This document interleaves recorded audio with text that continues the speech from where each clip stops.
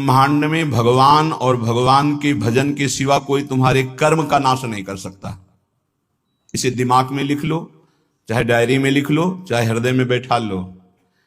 कोई भी त्रिभुवन में भगवान और भगवान के भजन के सिवा ऐसा नहीं जो तुम्हारे कर्मों को विध्वंस कर दे, कोई नहीं है।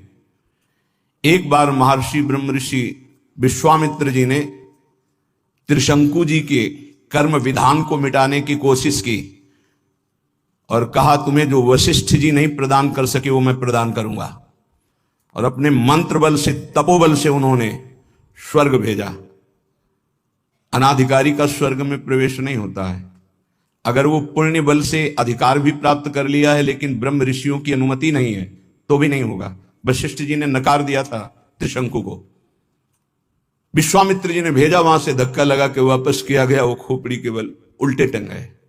तो उनका रुको, मैं नई सृष्टि प्रकट करता हूं। उन्होंने कुछ नई सृष्टि की रचना शुरू की।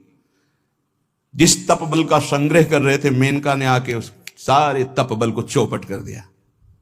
उन्हीं से शकुंतला का प्रादुर्भाव हुआ, जिससे दुष्यंत पुत्र महान बलशाली भारत भाग्य विधाता प्रकट हुए हो।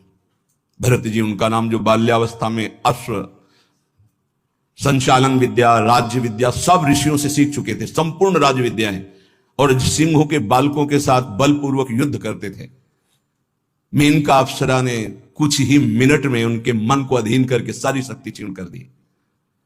आज भी त्रिशंकु उल्टा टंगे हुए हैं शास्त्र विधान के अनुसार। कोई किसी के कर्म को मिटा नहीं सकता, केवल भगवान और भगवान का नाम जप भजन, ये बैठा लो। चाहे जहां भाग के चले जाओ, माया के नाटक के सिवा सत्य वस्तु केवल श्री भगवान है। वो खुद अपने श्री मुख से कह रहे, मामेव ये प्रपद्यन्ते माया में ताम तरन्ते। इसमें किसी का कोई तर्क काम नहीं करेगा।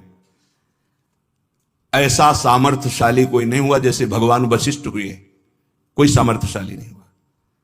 ऐसा सामर्थ्यशाली कोई नहीं हुआ जैसे सदानंद जी हुए, जो विदेहराज जनक जी की गुरु पदवी पे विराजमान थे।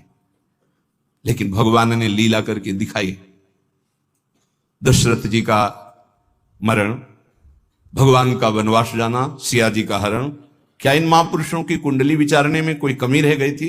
क्या ये सामर्थ्य में किसी भी तरह कम है? क्या ये रचना को बदल नहीं सकते हैं? तो हमारी रचना को कौन बदल देगा जो हमारे भाग्य में लिखा हुआ है?